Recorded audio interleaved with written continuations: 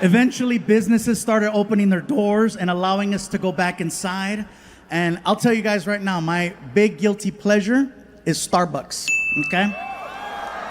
That's my guilty pleasure. I'm all about a Starbucks drive-thru. But the difference is, when you have the option of going inside versus drive-thru, that's one thing. But when they tell you can't go inside anymore, and then they tell you can, you kind of miss. Like me, I couldn't wait to go back inside when they said the doors are opening up. I couldn't wait to go in and order from a counter and talk to a person and look at a menu. I didn't mind. I showed up early. Got my dogs with me. I didn't care. We walk into Starbucks. And I know they did this over in Long Beach. I'm not sure if they did this here, but they put stickers on the floor. And so there I am standing on a freaking sticker. I got my dogs just chilling, standing there looking like a third grader.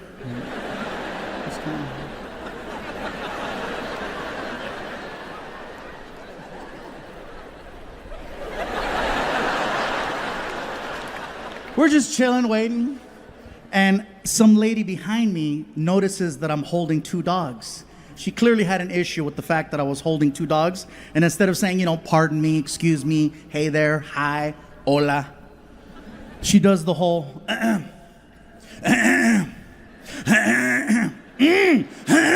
hearing this and I'm like, shit, COVID. I don't see any stickers. I'm off the grid. And she was like, I do not have COVID. Are those service dogs? They're Chihuahuas. And these in particular are the complete opposite of service dogs. Well, are they supposed to be inside? I said, I didn't ask. It's just that I didn't want to leave them in the car. I'm not even staying. I'm just going to order my drinks and I'm going to leave. I'm not even going to put them down. I'm sorry. And she's like, well, are they at least legal?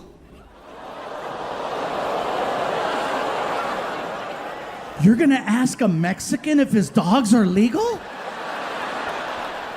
Fortunately, next in line, thank God. So I get to the front, and now I'm worried because the lady has me thinking in the back of my head that I'm doing something bad, that I'm about to get scolded or kicked out. So I'm trying not to make eye contact with the guy. So I'm just looking at the menu, and I hear him, dogs. Oh, hi bro, sorry about that. Sorry, I know. They're adorable. What are their names? Oh, well, this is Vinny. This is Risa. They're so cute. Well, thank you. And then here comes another barista, and she's like, I see dogs. I'm sorry. They're adorable. What are their names? I said, oh, well, this is Vinny. This is Risa. They're too cute. Well, thank you. So I placed my order. And then the girl barista, she goes, yes? I gotta tell you something about your dogs, right? I know, I'm sorry, I just didn't want to leave them in the car. What are the little ones gonna have?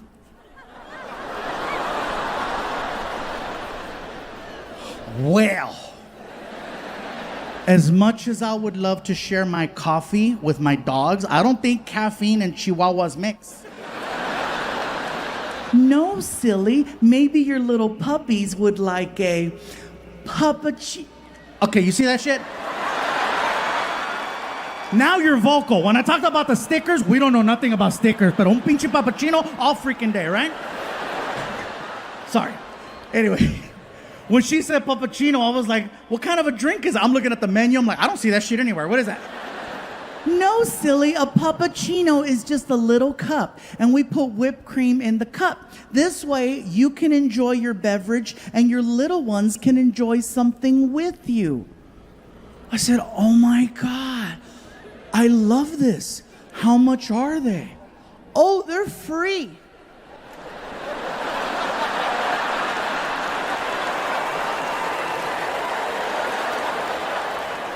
Tell me more. You have two little puppies, so you get 2 free puppuccinos. Oh my God. Can I have a third one? Oh, is there another little puppy we're missing? This one.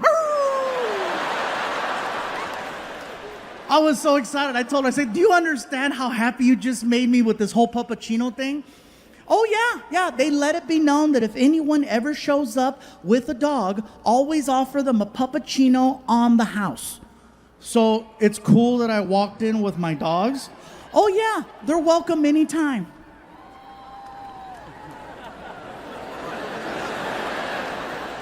I'll just tell you guys right now, I am very petty. I am so petty. I was like, can you say that louder? Your puppies are welcome anytime. I'm not gonna lie, I felt a little bit like Canelo. I did, I couldn't help it. I turned around, I was like, hey, you hear that, bitch mother?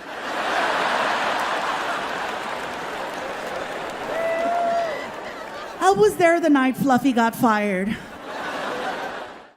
Now, the problem with sharing a story like that is that people have questioned the credibility of that story. They say, how is it possible you could remember a story like that with such detail after drinking so many shots? And honestly, I don't. But we recorded the show. So I know the story very well, you know. She'll take off whatever you take off. She'll take off whatever you take off. She'll take off whatever you take. I know it very well. The question that I've always gotten over the years is, are your stories real? We hear these crazy stories, whether it's about me and Snoop Dogg or Martin or all these different adventures or my son Frankie. People have always questioned whether or not the stories are like legit. And so in my last special, I addressed it. I was tired of people asking if my stories were real, so to prove a point, at the end of my last special that I did, I included a photo of every single one of the stories that I talked about so that people would know the stories are real. And tonight,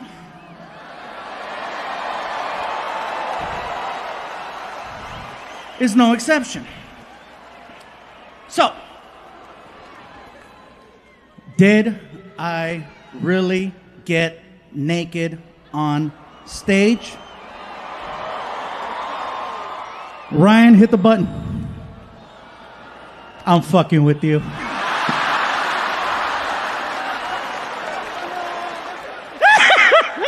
Oh my God, you guys thought you were gonna see 3D.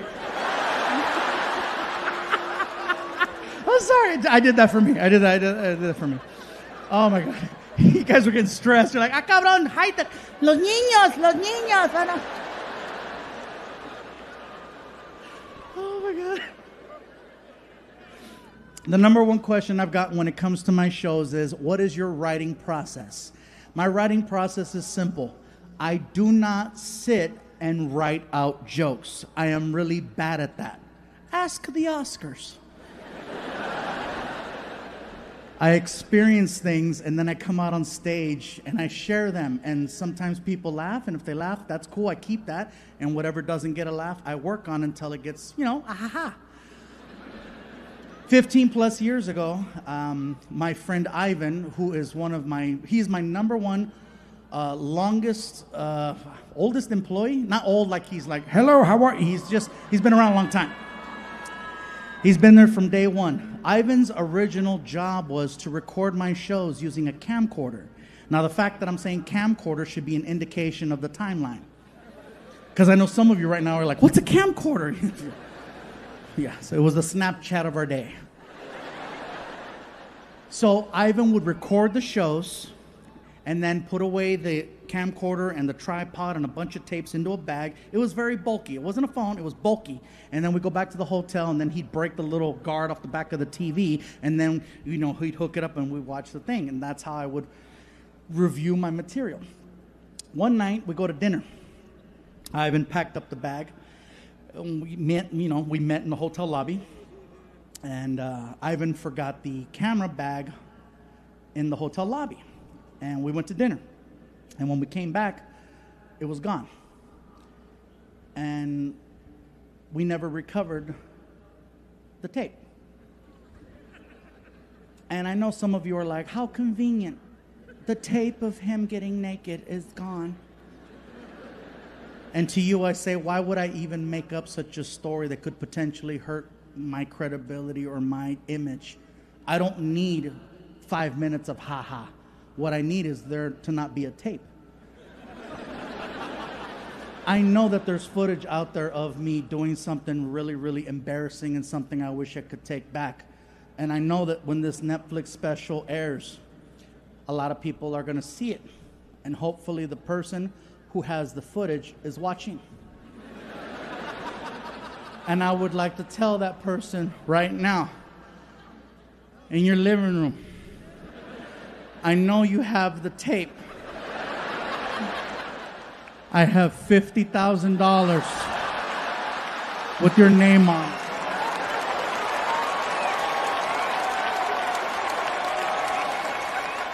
Come get paid.